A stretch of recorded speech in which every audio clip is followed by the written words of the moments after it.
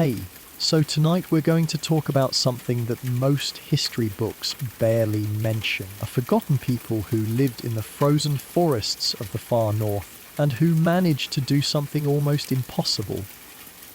They made the Vikings afraid, not the version you'll find in textbooks, but what it would feel like to be there, to walk through those endless white forests where every shadow might hide death, to feel the bone, deep cold that could kill you in minutes, and to understand how a small tribe of forest dwellers became the nightmare that even the most feared warriors in medieval Europe whispered about around their fires. If you're enjoying these stories, I'd love a like or subscribe, and let me know where you're listening from tonight. Find your cozy spot, take a slow breath, and let's drift back into a world of snow and shadows, where survival meant becoming something more than human. The land that swallowed ships. You're standing on the deck of a Viking longship. The year is 950, and the wooden planks beneath your feet creak with each gentle swell of the dark water. Around you, the coastline stretches endlessly, a wall of green so deep and impenetrable that it seems to swallow light itself. The air tastes of pine and something else, something wild and untamed that makes the hair on your arms stand up. Your breath forms small clouds in the cold air, even though it's supposed to be summer here in these northern lands. The other warriors on the ship are unusually quiet, their usual boasting and laughter replaced by nervous glances toward the shore. You've sailed with these men to Ireland, to England, to the great trading cities of the East. You've seen them laugh as arrows fell around them like rain, watched them charge into shield walls without hesitation. But here, in sight of what the Norse called Bjarmland, the land of the Bjarmians, even the bravest among them speak in whispers. The ship's captain, a grizzled veteran named Thorvald, points toward a gap in the tree line where a river mouth opens like a wound in the forest.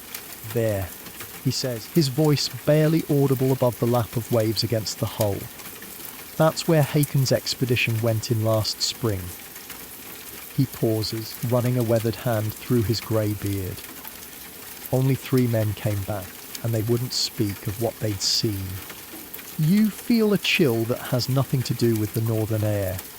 The forest seems to be watching, waiting. Somewhere in those depths live the Bjarmians, a people so mysterious, so perfectly adapted to their harsh world that they become something between human and spirit in the Norse imagination. The water beneath your ship is darker here, almost black, reflecting the overcast sky like polished obsidian.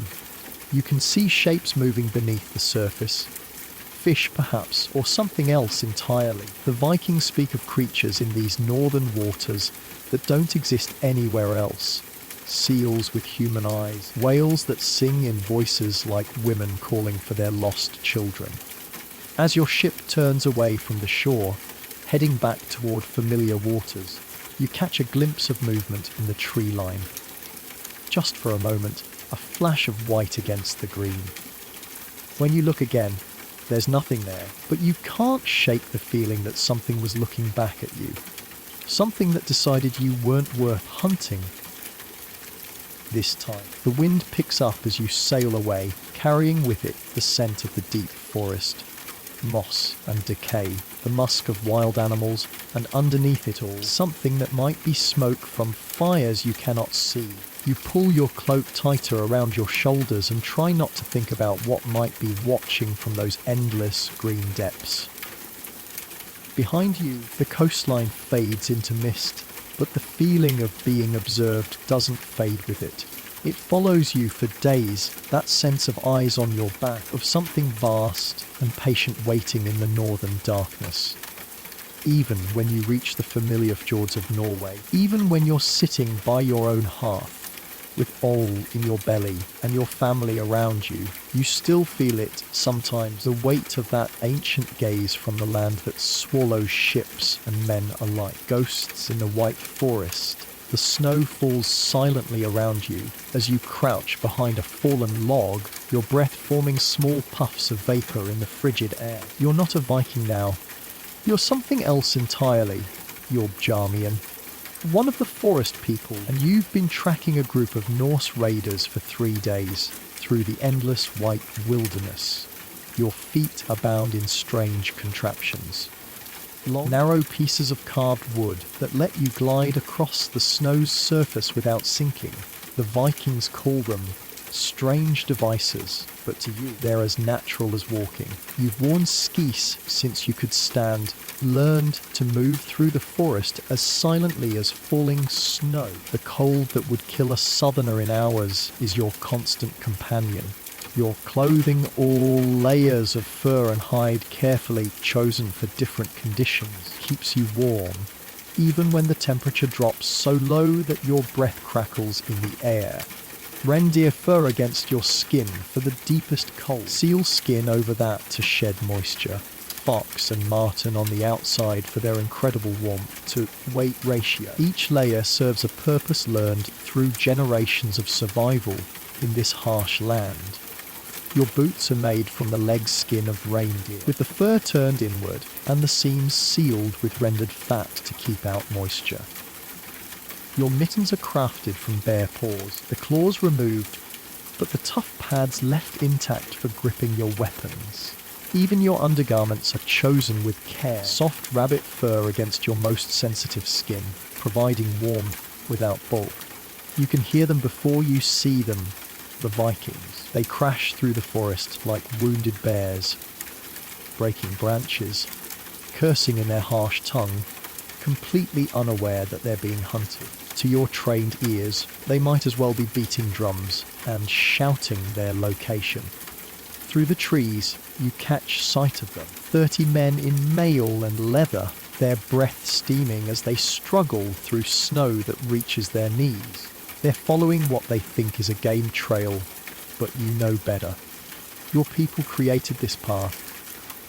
A false trail that leads nowhere good. The leader of their group is a massive man with arms like tree trunks and a red beard that's already collecting ice crystals from his breath. He carries a sword that would be too heavy for most men to lift with both hands, yet he swings it casually as he hacks through low, hanging branches. His mail shirt is of fine quality, probably taken from some monastery or wealthy merchant, and his helmet bears the dents and scratches of many battles. But for all his size and strength, he moves through your forest like a blind man stumbling through his own house. He doesn't see the signs that would be obvious to any child of your people.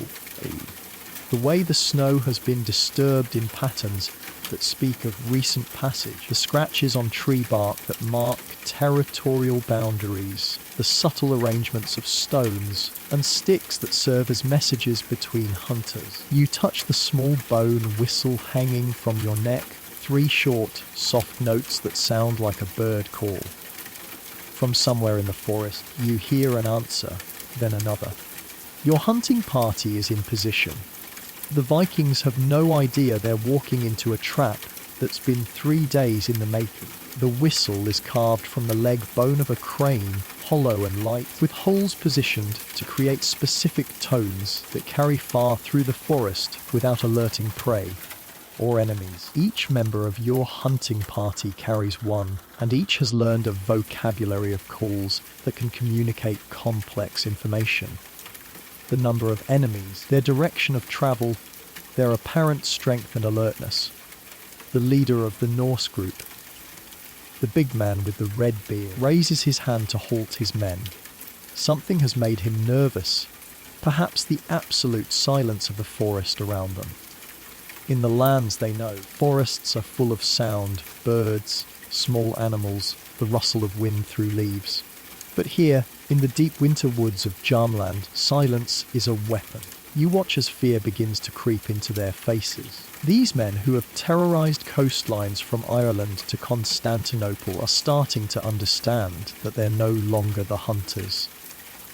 They're the prey. One of the younger Vikings, a boy barely old enough to grow a proper beard, keeps glancing over his shoulder as if expecting something to emerge from the trees behind them. His hand rests on the hilt of his sword, but you can see the tremor in his fingers even from this distance. Another warrior, scarred and grey-haired, mutters what might be a prayer under his breath while touching a small hammer pendant at his throat.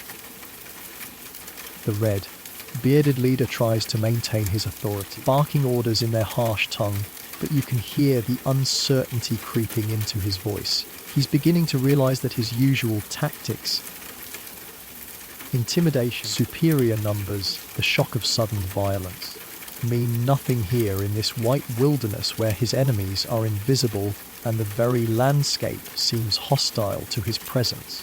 You shift your position slightly, moving with the fluid grace of someone who learned to hunt before they learned to walk. The snow doesn't crunch under your weight. Your skis distribute the pressure so evenly that you leave barely a mark on the surface. Your white fur clothing makes you nearly invisible against the snowy background, and your movements are so smooth and deliberate that even a trained eye would have difficulty spotting you. From your new position, you can see the full extent of the Viking formation. They've arranged themselves in a rough column, with their strongest fighters at the front and rear, but they're bunched too closely together for the terrain. In open ground, this formation might provide mutual support, but here in the dense forest, it only makes them a more concentrated target. You raise your own whistle to your lips and give a different call. 4 notes in a descending pattern, that means prepare for attack. The response comes from multiple directions. Your hunting party is ready. Soon, these invaders will learn why even the bravest Vikings speak of Bjarmian only in whispers. The art of invisible war, you move through the pre-dawn darkness like a shadow-given form, your feet finding purchase on snow-covered rocks and fallen logs without making the slightest sound. The Viking camp lies just ahead, 30 men sleeping around the dying embers of their fire, confident in their strength and their steel. They don't know that you've been watching them for hours, that you've counted their weapons, noted which men sleep lightly and which fall into deep slumber, that you've already chosen your targets with the cold precision of a master hunter selecting which deer to take from a herd. Your bow is unlike anything the Vikings carry, shorter, more curved, made from layers of horn and sinew that give it incredible power despite its size. The construction is a marvel of your people's craftsmanship. Strips of horn from mountain sheep, tendons from elk, and wood from the heart of ancient birch trees, all bound together with glue made from fish bones and tree sap. It took 3 years to make this bow, with each layer carefully shaped and cured before the next was added. The arrows in your quiver are equally specialized. Not for you the broad iron heads that Vikings use for battle. Instead, you carry points designed for one purpose, to kill silently and instantly. Some are needle, sharp bodkins that can slip between the links of mail. Others are barbed hunting points that will lodge in flesh and resist removal. And a few are tipped with a poison extracted from certain mushrooms that grow only in the deepest parts of the forest. The poison is your people's most closely guarded secret, a substance that brings death so quickly and quietly that its victims often don't even realize they've been struck. It comes from a pale fungus that grows on the roots of ancient pines, harvested only during the new moon, and prepared according to rituals passed down through generations of shamans. A single drop on an arrowhead is enough to kill a grown man in moments. The first sentry never sees you coming. One moment he's standing at the edge of the firelight, peering nervously into the forest. The next, he's crumpling to the ground with your arrow through his throat. You're already moving before his body hits the snow, a ghost in white furs that blends perfectly with the winter landscape. The second guard turns at the soft sound of his companion falling, but you're not where he expects you to be. You've circled around behind him, moving with the fluid grace of someone who learned to hunt before they learned to walk. Your knife, curved and razor sharp, slides between his ribs and into his heart. He dies without a sound, his blood steaming in the cold air. Your knife is another work of art, forged from iron traded from the south, but shaped according to your people's ancient designs. The blade is curved like a crescent moon, perfect for slipping between ribs or sliding across a throat, and the handle is wrapped in seal leather for a secure grip even with wet or bloody hands. The pommel is carved from walrus ivory and inscribed with symbols that invoke the protection of the hunting spirits. Now comes the most dangerous part. You need to get close to the sleeping men, close enough to strike at their leader before they can organize a defense. You drop to your belly and begin to crawl, using every shadow, every fallen branch, every drift of snow as cover. The Vikings sleep heavily, exhausted by their struggle through the deep forest. Their leader, the red, bearded man who commanded them to enter your land, lies near the center of the camp, wrapped in furs and mail. He's chosen his position well, surrounded by his best warriors, protected by their bodies even in sleep. But you don't need to reach him. Not yet. Instead, you begin the work that will break their spirits before the real battle even begins. Moving from one sleeping form to another, you leave signs behind. Symbols carved into nearby trees, small arrangements of bones and stones, the bodies of their sentries positioned in ways that speak of ritual and supernatural power. Each symbol you carve tells a story, the spiral that represents the endless cycle of hunt and death. The crossed lines that mark a place where spirits gather. The tree, like figure that shows the connection between the world of the living and the realm of the dead. To your people, these are sacred signs with deep meaning, but to the Vikings, they will seem like the work of demons or malevolent spirits. The arrangements of bones and stones are equally deliberate. You place them in patterns that your shamans use for divination and communication with the spirit world. Circles within circles, lines that point toward significant directions, small cairns that mark places of power. When the Vikings wake, they'll find themselves surrounded by evidence of supernatural activity that occurred while they slept helplessly. You take special care with the positioning of the dead sentries. You arrange them so they appear to be looking toward the center of the camp, as if they died while watching their sleeping comrades. You place their weapons just out of reach, suggesting they were killed before they could defend themselves. Most unsettling of all, you close their eyes and fold their hands across their chests in a manner that suggests ritual preparation for burial. When the Vikings wake, they'll find themselves in the middle of a nightmare, their guards dead without a sound, strange markings all around their camp, and the growing certainty that they're being hunted by something that operates by rules they don't understand. But your work for this night isn't finished. As the first pale light of dawn begins to filter through the trees, you prepare for the next phase of your campaign, the psychological warfare that will turn these confident warriors into frightened, superstitious men stumbling through an incomprehensible nightmare. You retreat to a position where you can observe the camp without being seen, and you wait. Soon, the Vikings will wake to discover what you've left for them, and their real education in the ways of your people will begin. The shamans dance, the drums begin just as darkness falls completely, a rhythmic pounding that seems to come from the very earth itself.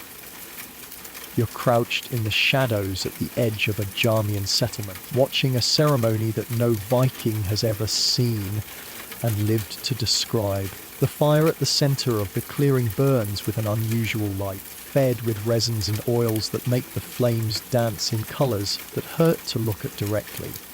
The fuel for this sacred fire is gathered from specific trees, pine resin that has aged for decades in the forest, birch oil extracted from bark through ancient processes, and the rendered fat of animals taken in ritual hunts.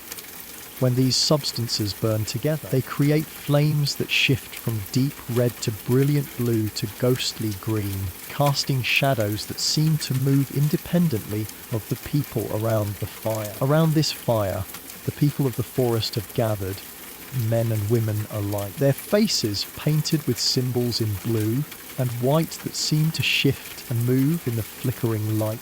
The paint is made from clay mixed with the blood of sacred animals and ground minerals that catch and reflect the firelight in unsettling ways. Each person's markings are unique, telling the story of their spiritual journey and their relationship with the animal spirits that guide them. At the center of it all stands the Shaman, an ancient woman whose face is a map of wrinkles and whose eyes hold depths that speak of communion with spirits older than memory. She wears the skull of a great bear as a headdress, its empty sockets seeming to stare directly at you despite the distance. Her cloak is made from the pelts of white animals, our Arctic fox, ermine, and something else you can't identify that seems to glow with its own inner light. The bear skull is massive, larger than any bear that walks the forest today, and its teeth are stained dark with substances you don't recognize. Legend among your people says it belonged to the first bear, the ancestor of all bears, who gave his life willingly so that humans might learn the secrets of survival in the winter darkness. Only the most powerful shamans are permitted to wear such a headdress, and the woman who bears it now has served as spiritual guide to your people for longer than most can remember. The drumbeat grows faster, more insistent. The shaman begins to move, not dancing exactly, but something between dance and ritual combat. Her movements are fluid, inhuman, as if she's transforming before your eyes into something that was never entirely human to begin with. The drum she carries is made from the hide of a white reindeer stretched over a frame of antler and wood, and painted with symbols that seem to wreathe and change in the firelight. When she strikes it, the sound resonates not just in your ears, but in your chest, your bones, your very soul. It's a rhythm that speaks to something primal and ancient, something that existed long before humans learned to speak or build fires or shape tools. Others join her, first one, then several, then most of the gathered people. They move in patterns that seem random but feel deeply significant. Circling the fire, leaping over the flame, dropping to all fours and moving like the animals whose skins they wear. Some begin to make sounds, not quite human voices, but the calls of wolves, the roar of bears, the cry of hunting birds. A young man wearing the pelt of a white wolf begins to howl, and the sound is so perfectly animal that for a moment you forget he's human. A woman draped in swan feathers spreads her arms and moves with the grace of a bird in flight, her feet barely touching the ground as she circles the fire. An old man covered in the spotted fur of a lynx crouches and stalks around the edges of the gathering, his eyes reflecting the firelight like those of a predator. The transformation is gradual but unmistakable. These people, all your enemies, your prey, are becoming something else. The boundary between human and animal, between the living and the spirit world, is dissolving in the heat and smoke and primal rhythm of the drums. You've seen berserkers in battle, Norse warriors who work themselves into a frenzy and fought like wild beasts. But this is different, deeper, more complete. These people aren't just adopting the characteristics of animals. They're communing with forces that existed long before humans walked the earth. The shaman's movements become more frenzied, more impossible. She seems to be fighting invisible opponents, her body contorting in ways that should break bones, her voice rising in a wail that sounds like wind through winter trees. The bare skull on her head catches the firelight and seems to come alive, its empty sockets glowing with reflected flame, its jaw moving as if it's trying to speak. Around her, the other participants have fallen into their own trances. Some writhe on the ground, as if possessed by spirits, their bodies jerking and twitching in rhythms that match the drumbeat. Others stand perfectly still, their eyes rolled back in their heads, their lips moving in silent conversation with beings you cannot see. The shaman's eyes find yours across the clearing. Impossible, given the distance and darkness, but unmistakable. For a moment that stretches like eternity, you stare into those ancient depths and see your own death reflected there. Not today, perhaps not even this year, but someday, when you venture too far into their domain, the forest will claim you. In that gaze, you see the accumulated wisdom of generations, the knowledge of every plant and animal in the forest, the secrets of survival in the harshest conditions, the ability to communicate with spirits that most humans can't even perceive. You see power that goes beyond anything you understand, rooted in traditions so old they predate the memory of your people.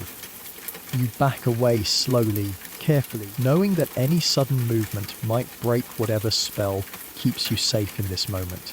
Behind you, the drums continue their hypnotic rhythm, and the people of the forest dance, their ancient dance with spirits you can't see, but can definitely feel watching from the shadows between the trees. As you retreat into the darkness, you carry with you the memory of what you've witnessed.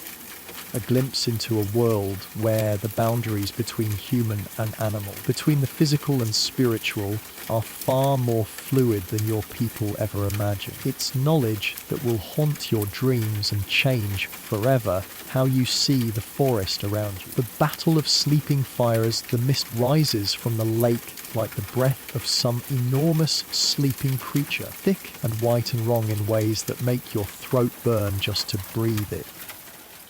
You're King Olaf of Norway, the man they'll someday call Saint Olaf, and you're watching your grand expedition to conquer the northern lands dissolve into nightmare before your eyes. 15 ships you brought to this cursed lake, 500 of your finest warriors, priests carrying holy relics and the banner of Christ himself. You came to bring these pagan lands under Norwegian rule, to claim their wealth of furs and ivory for your kingdom, to spread the word of God to the darkest corners of the earth. The expedition had been planned for months, with careful attention to every detail. Your ships were specially built for these northern waters, shallow, drafted vessels that could navigate rivers and coastal shallows where larger ships would run aground. Your warriors were hand-picked from the finest fighting men in Norway, veterans of battles in Ireland and England, men who had proven their courage and skill in countless raids and campaigns.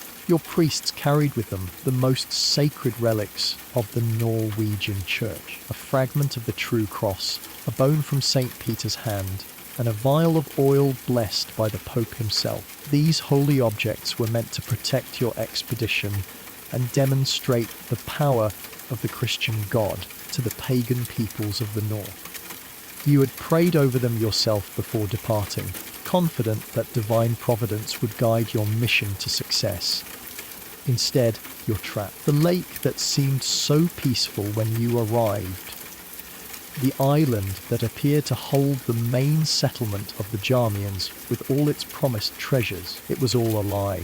An elaborate trap that you walked into like a lamb to slaughter. The first sign of trouble came when your ships approached the island and the buildings that had seemed so solid from a distance revealed themselves to be facades, empty shells designed to lure you into the open water. What had appeared to be a prosperous settlement with gleaming roofs and smoking chimneys was nothing more than an elaborate stage set, constructed specifically to deceive invading forces. The buildings were masterworks of deception, frameworks of wood and hide painted and arranged to look like substantial structures when viewed from the water. The gleaming roofs that had caught your eye were sheets of polished birch bark and thin mica that reflected sunlight like precious metals. The smoke that had suggested inhabited dwellings came from carefully tended fires hidden behind false walls. The second sign was the arrows. Not ordinary arrows, but shafts carrying fire that clung to wood and flesh alike, burning with a fury that water couldn't quench. These incendiary weapons were unlike anything in your experience. The fire seemed to have a life of its own, spreading across the surface of your ships and igniting everything it touched. Men who tried to beat out the flames only succeeded in spreading them further, and those who jumped into the lake found that the fire followed them into the water.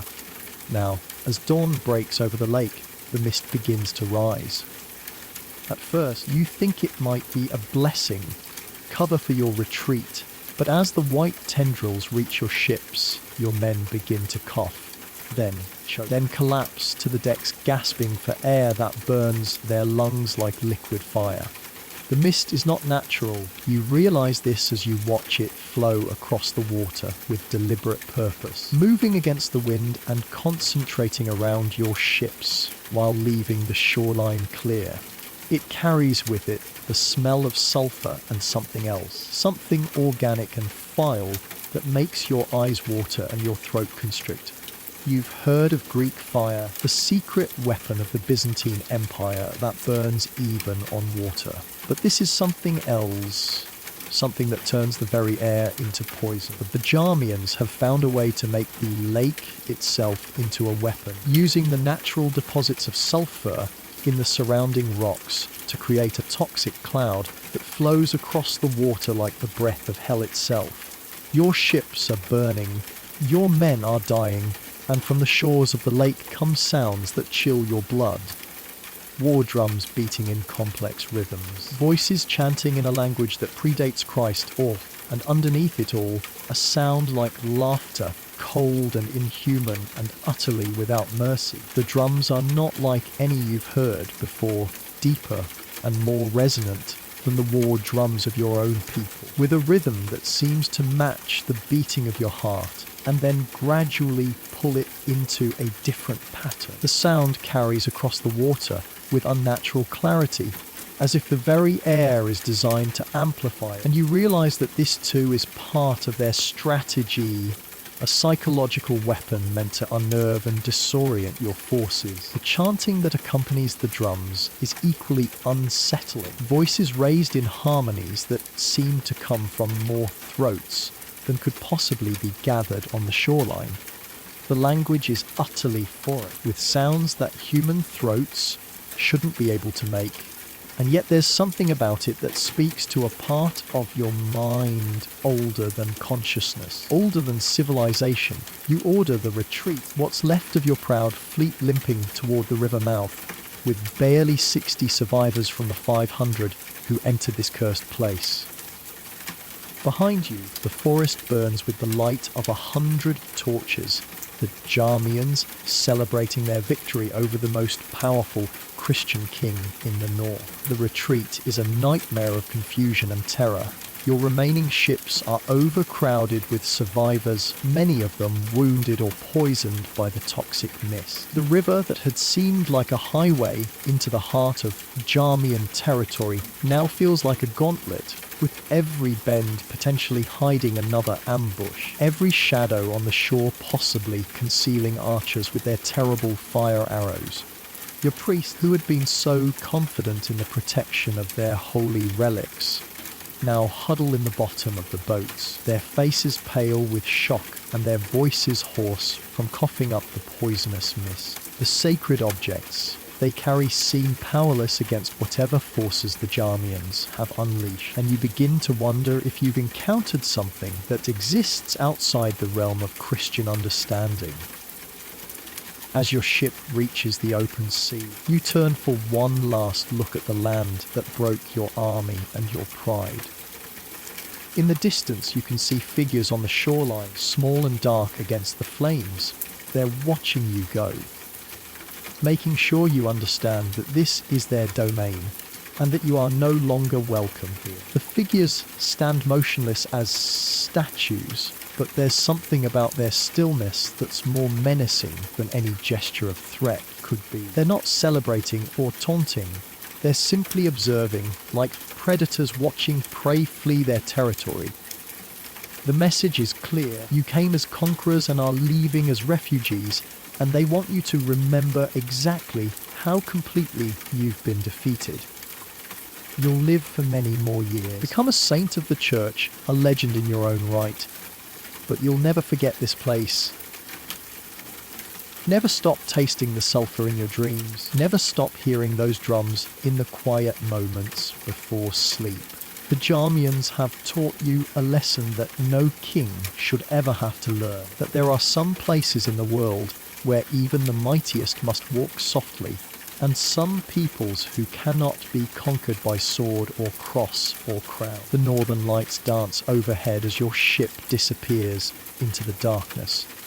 And in the forest, the drums beat on. The traders of the White Sea, the morning sun casts long shadows across the frozen lake as you approach the trading post. But you're not a warrior now, not a raider seeking plunder or conquest.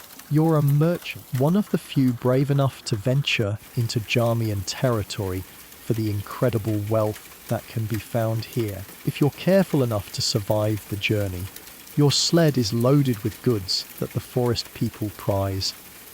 Silver coins from Byzantium, silk from the eastern trade routes, iron tools forged in the workshops of Kiev, and amber beads that catch the light like captured sunfire. But most precious of all are the small glass vials you carry filled with honey mead and wine from the south, luxuries that are worth their weight in gold in these northern lands.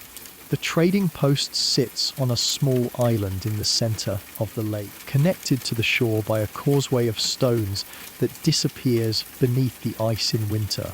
It's a neutral ground, sacred to both your people and the Bjarmians' where weapons are forbidden and ancient laws of hospitality protect all who come in peace. The buildings are unlike anything in the Norse world, low and rounded, built partially underground for protection against the brutal winter winds. Their walls are made of logs, chinked with moss and clay, and their roofs are covered with layers of birch bark and sod that make them nearly invisible from a distance.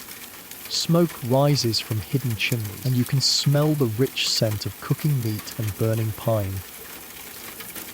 As you approach, figures emerge from the buildings.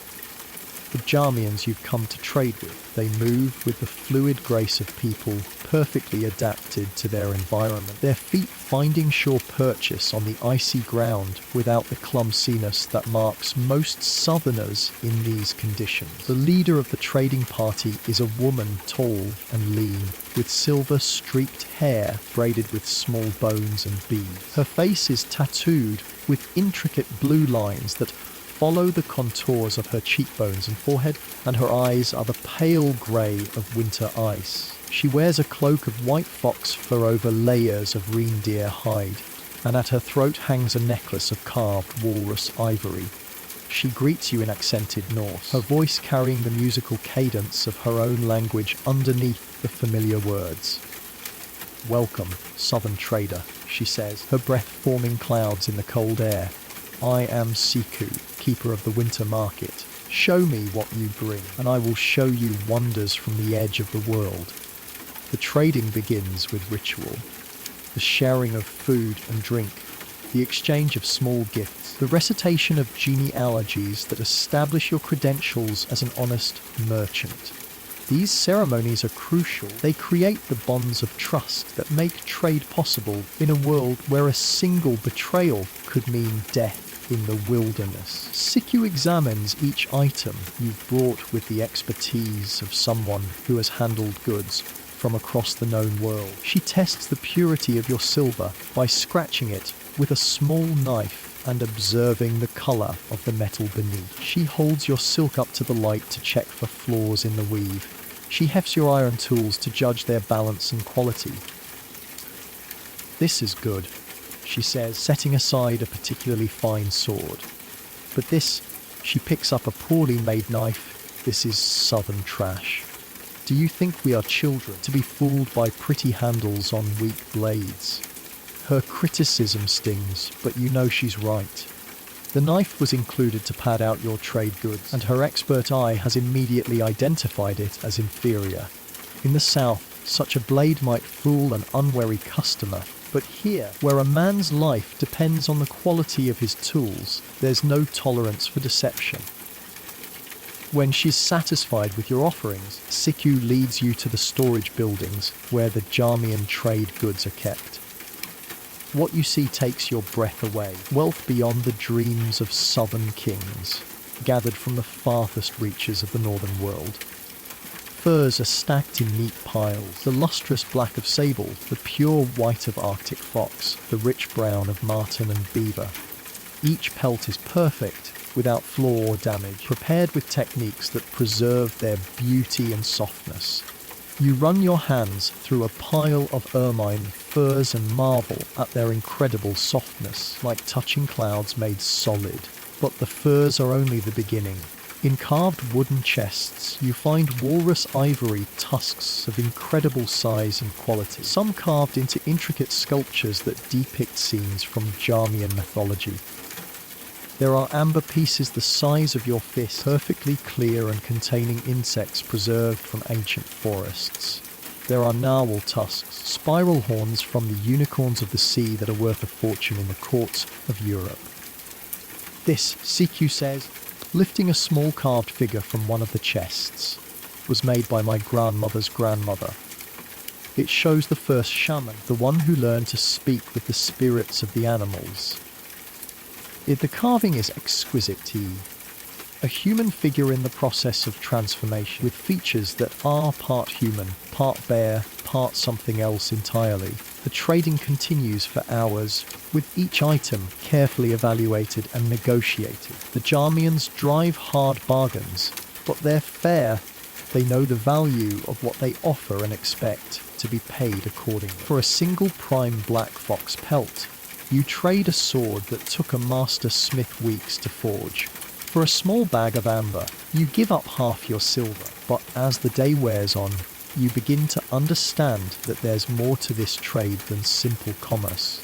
Sikyu and her people are evaluating you as much as your goods, watching how you behave, how you treat their customs, whether you show respect for their ways. This is a test, and your future access to these incredible riches depends on passing it. You are not like the others. Siku observes as the trading nears its end. Most southern traders come here with greed in their eyes and contempt in their hearts. They see us as savages to be cheated, not people to be respected. She pauses, studying your face. You may return next year if you survive the journey home. As you load your sled with your new treasures, you realize that you've gained more than trade goods. You've been granted a privilege that few southerners ever receive, the acceptance by the mysterious people of the north. The furs and ivory you carry will make you wealthy, but the knowledge you've gained, the understanding of how to deal with the Bjarmians' that's priceless. The journey home is treacherous, but your heart is light with the weight of success. Behind you, the trading post disappears into the white landscape, but you know you'll return. The call of the north, the promise of incredible wealth, and the thrill of dealing with these enigmatic people has gotten into your blood. The shaman's apprentice, the old woman's hands are gnarled like ancient tree roots as she sorts through the collection of bones and stones spread before her. But you're not watching from the shadows now. You're sitting beside her, cross-legged on a reindeer hide, learning the secrets that have been passed down through generations of Bjarmian shamans. Your name is Nayeli, daughter of hunters, chosen at the age of 7 to learn the old ways. For 10 years now, you've studied under grandmother Siku, the most powerful shaman in your people's memory. And today she's teaching you to read the bones, to see the future in the patterns of ivory and antler cast upon the sacred cloth. The spirits speak through all things. Grandmother Siku says, her voice like wind through winter trees. But bones remember, they hold the essence of the creatures they once supported, and in their arrangement we can see the paths that lie ahead. She picks up a small piece of carved walrus ivory, turning it in the firelight. This one speaks of journeys across ice, of dangers from the south. You've learned to see the world differently than other members of your tribe. Where they see only forest and snow, you see the invisible currents of spiritual energy that flow through all things.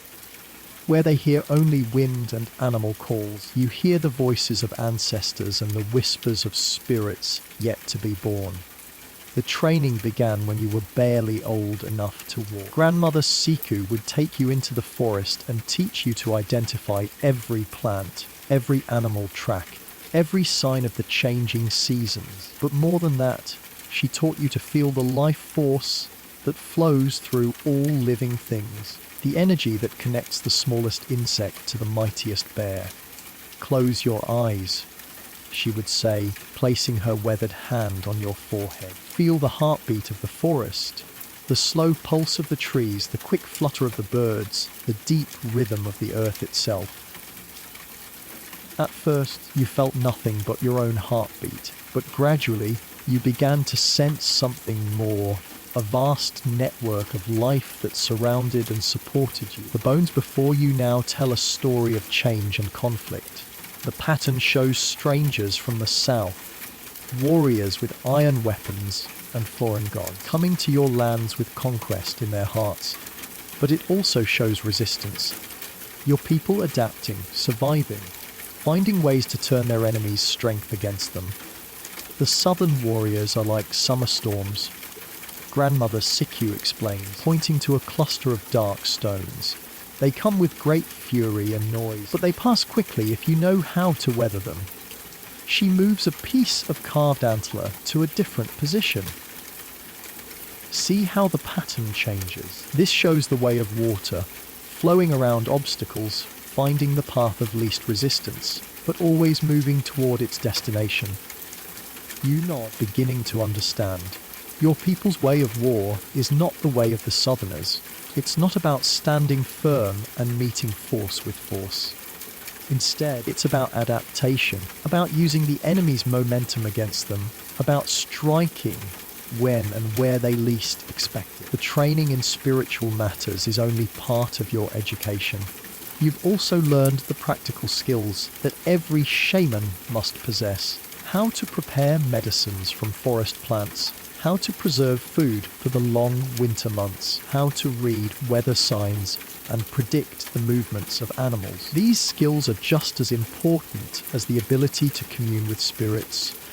A shaman who cannot help her people survive in the physical world is of little use. The spirits are not separate from the world we see and touch. Grandmother Siku often reminds you. They are part of it, the invisible threads that connect all things. A good shaman learns to see both worlds at once, the world of flesh and blood and the world of spirit and energy. Today's lesson is particularly important because the bones show a time of great testing approaching. The southern warriors will come in greater numbers than ever before, led by a king who believes his foreign god will protect him from your people's power. It will be up to you and the other young shamans to help your people survive this challenge. Remember, Grandmother Siku says, gathering up the bones and stones, our strength does not come from fighting like the southerners fight. Our strength comes from understanding the land, understanding our enemies, understanding ourselves. She looks at you with eyes that have seen more winters than you can count. The spirits have shown me that you will play an important role in the trials to come. Are you ready? You feel the weight of responsibility settling on your shoulders like a heavy cloak. For 10 years, you've been preparing for this moment, learning the ancient songs, mastering the rituals, developing the sensitivity to spiritual forces that marks a true shaman. Now, the time for preparation is ending, and the time for action is beginning. I am ready, Grandmother, you say, and you feel the truth of those words in your bones. The spirits have been preparing you for this moment since the day you were chosen, and you will not fail your people when they need you most. The last stand of the forest kings, the snow falls heavier now, each flake like a white feather drifting down from the grey sky above, and you stand at the edge of what will be remembered as the final gathering of the true Bjarmian chiefs. The year is 1240, and the world is changing in ways that your people could never have imagined. You are Torak, last of the great war leaders, and around you are gathered the remnants of a culture that once made the Vikings themselves tremble with fear. But the Vikings are no longer your greatest threat. They've become just another group of settled farmers and traders, their raiding days largely behind them. The new danger comes from the east. The expanding Russian principalities with their organized armies, their Christian priests, and their hunger for the furs and tribute that your lands can provide.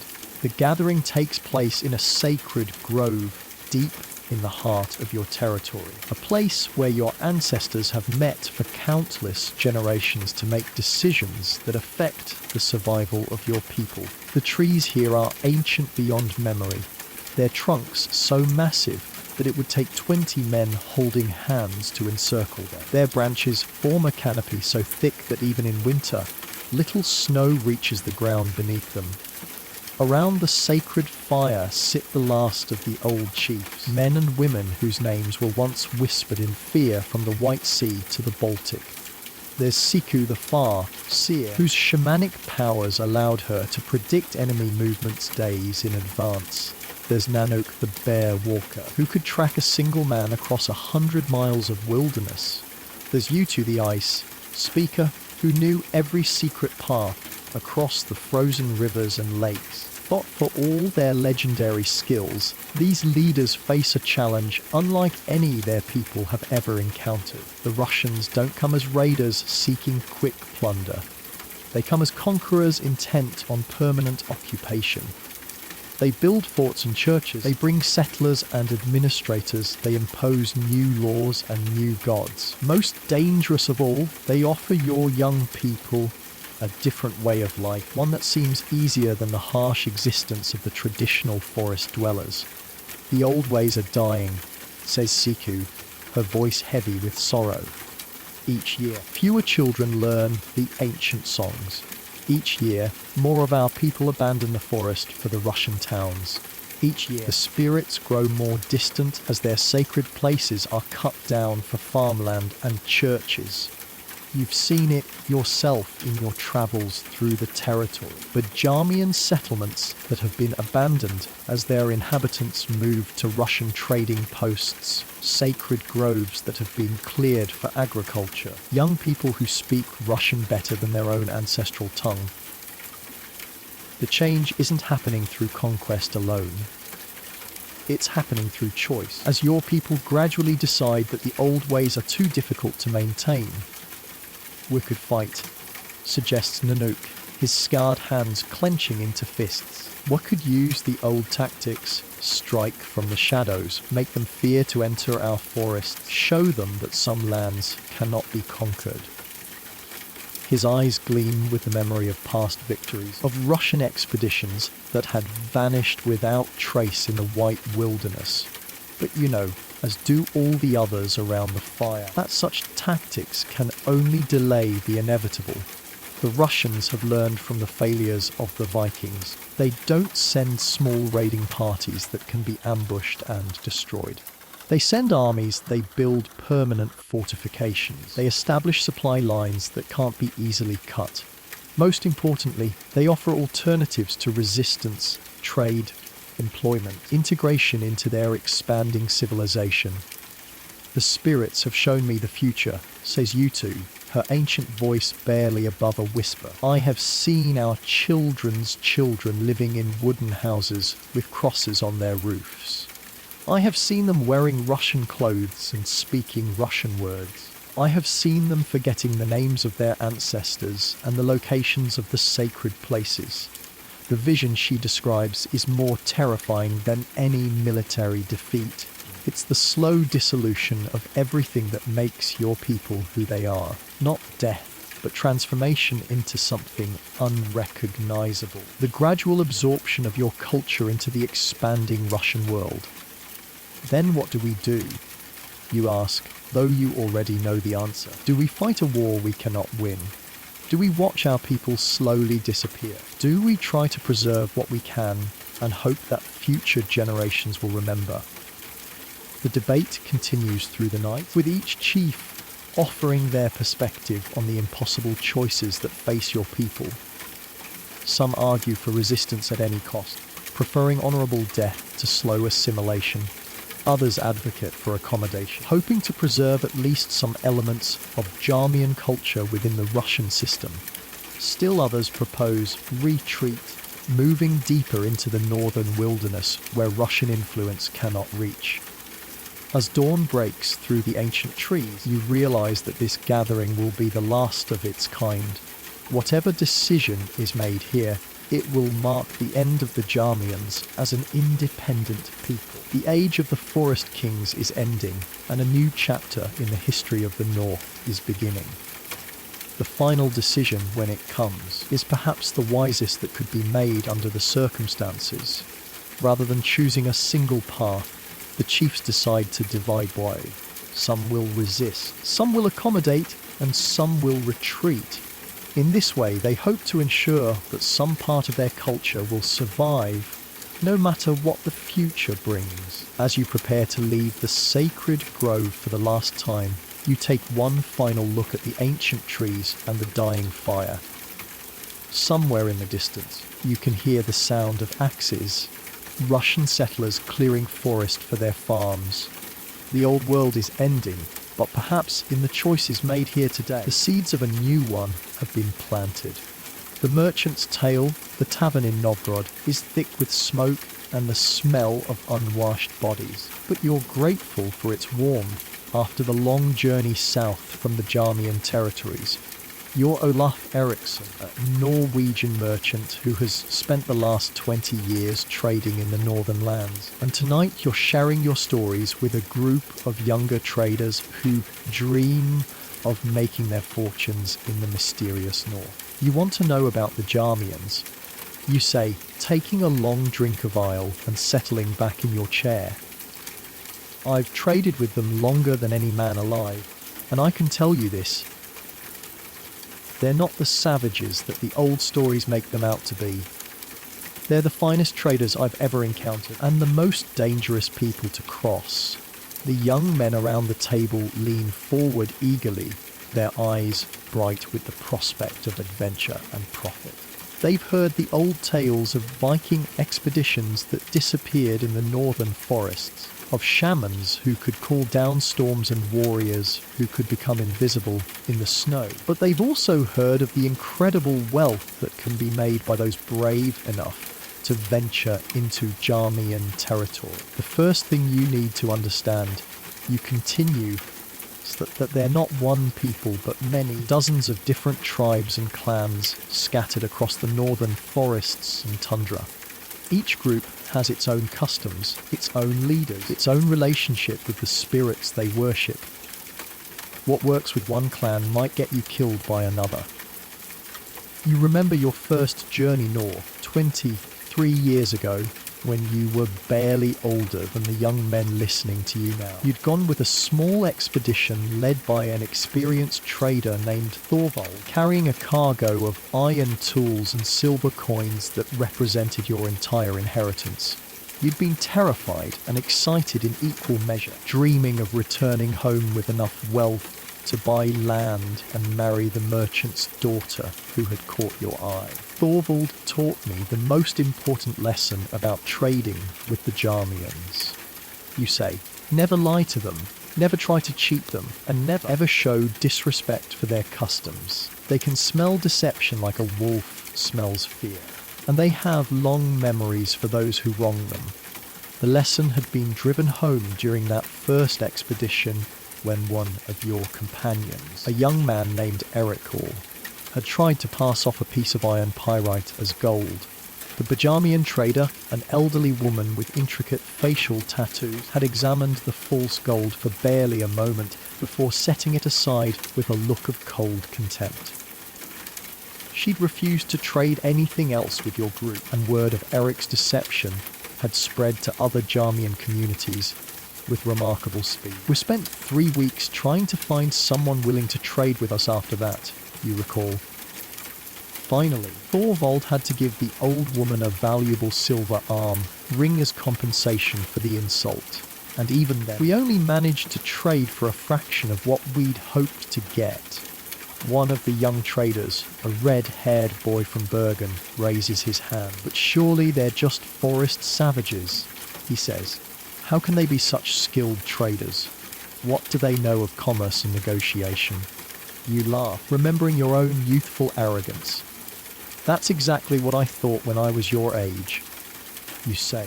But I learned quickly that the Bjarmians have been trading for centuries, not just with each other, but with peoples from across the known world. They know the value of goods from Byzantium to Greenland, and they're better at reading people than any merchant I've ever met.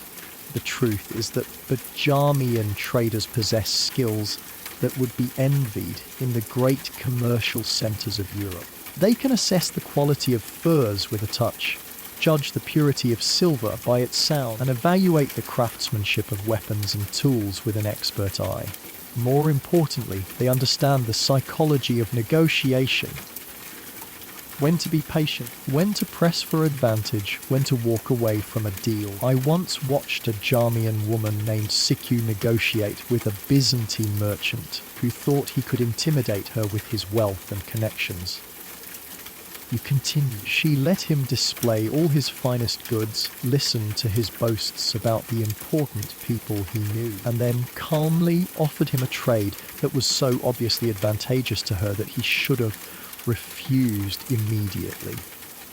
But the Byzantine had been so eager to prove his superiority that he'd accepted the trade without proper consideration. Only later did he realise that the furs he'd received were worth 3 times what he'd paid for them in Constantinople, while the silk and spices he'd traded were common goods that could be found in any northern market. Siku had read his character perfectly and used his own arrogance against him.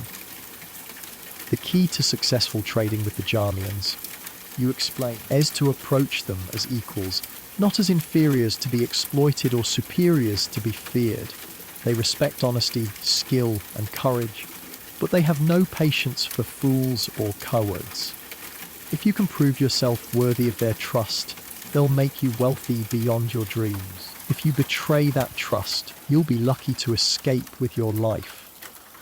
The conversation continues late into the night, with you sharing stories of successful trades and narrow escapes of Bjarmian customs that must be observed and taboos that must never be violated. You tell them about the seasonal markets where different clans gather to trade, about the sacred places where weapons are forbidden, about the complex gift-giving rituals that establish relationships between trading partners. As the evening winds down and the young traders begin to drift away to their beds, one of them, a thoughtful boy from Trondheim, asks a final question. Do you think the old ways will survive? Will there still be Bjarmians to trade with when we're old men like you? You consider the question carefully, thinking of the changes you've witnessed over the past 2 decades. The world is changing. You say finally. The Russians are expanding northward, bringing their laws and their religion with them. Many young Bjarmians are choosing to join Russian settlements rather than maintain the traditional life of their ancestors. But the north is vast, and there are places where the old ways will survive for generations to come. You don't tell them about the sadness in Siku's eyes during your last trading season, or about the abandoned settlements you've encountered in territories that were once thriving. You don't mention the young Bjarmians who now speak Russian better than their ancestral tongue, or the sacred groves that have been cut down to make room for Orthodox churches.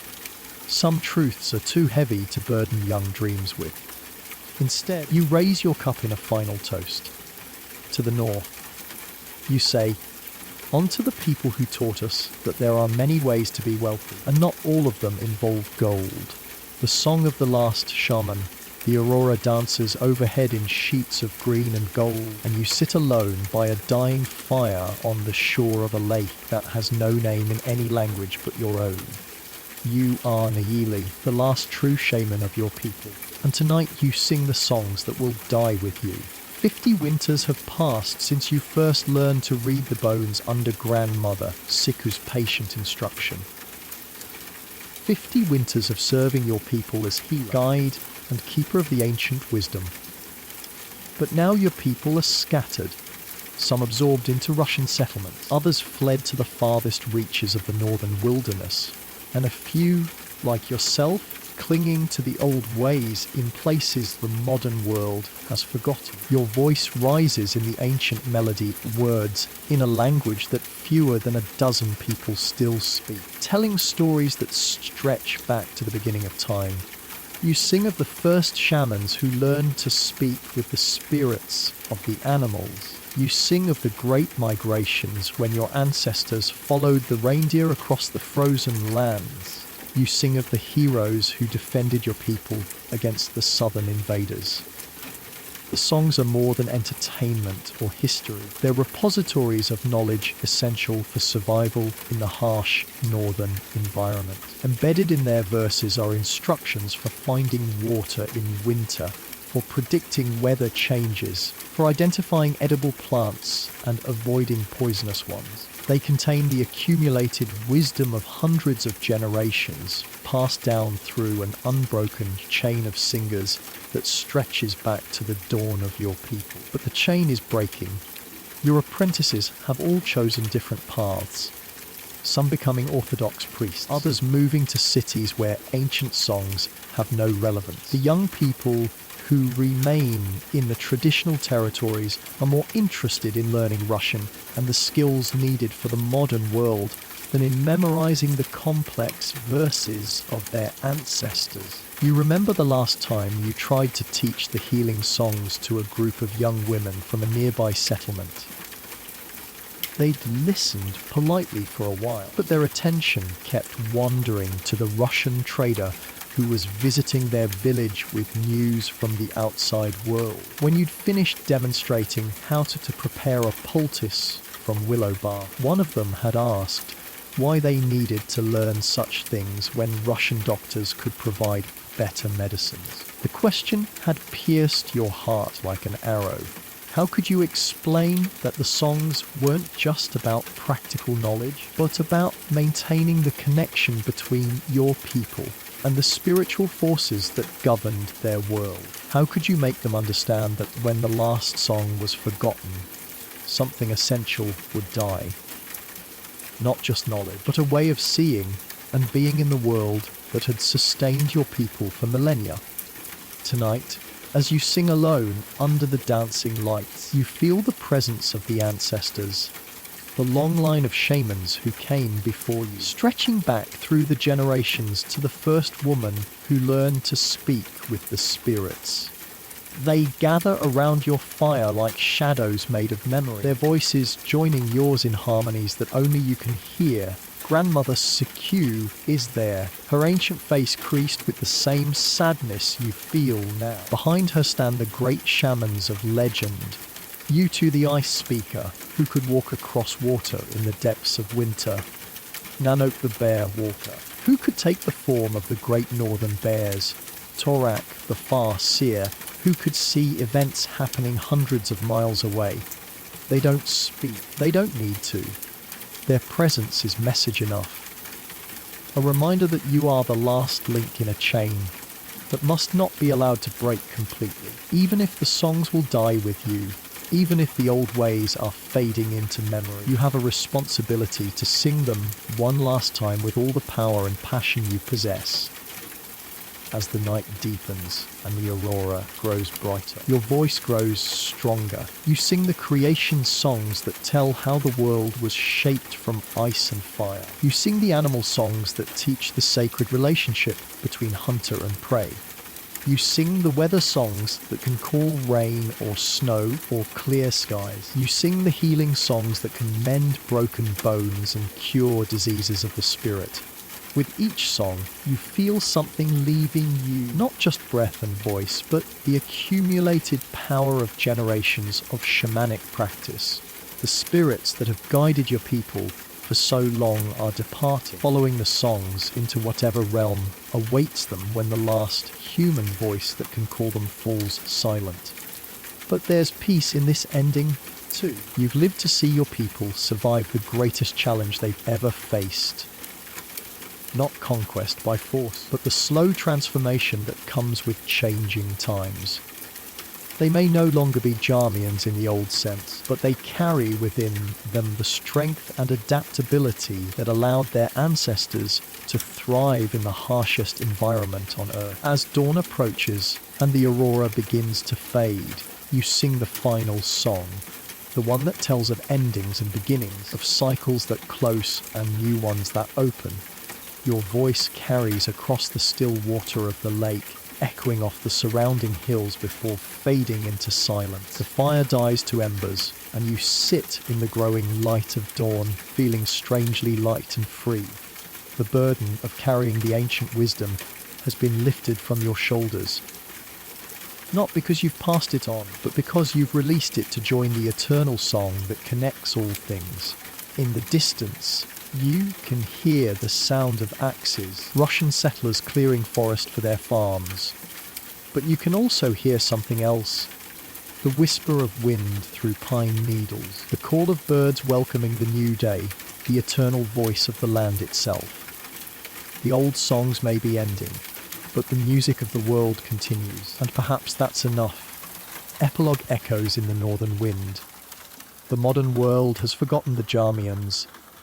Their name appears in no contemporary maps. Their language is spoken by no living person. Their customs survive only in fragments preserved by scholars and anthropologists. But if you know how to look, if you understand what to listen for, you can still find traces of their presence in the northern lands they once called home. In the forests of northern Finland and northwestern Russia, there are still places where the trees grow in patterns that speak of ancient settlements. Clearings that are too regular to be natural, groves where certain species predominate in ways that suggest deliberate cultivation. Archaeological surveys have revealed the foundations of structures built according to principles that predate known construction techniques, and carbon dating has confirmed that some of these sites are far older than previously thought possible. The Sami people, who still inhabit parts of the traditional Bjarmian territory, preserve in their oral tradition stories of the old ones who lived in the deep forests before their own ancestors arrived. These tales speak of people who could become invisible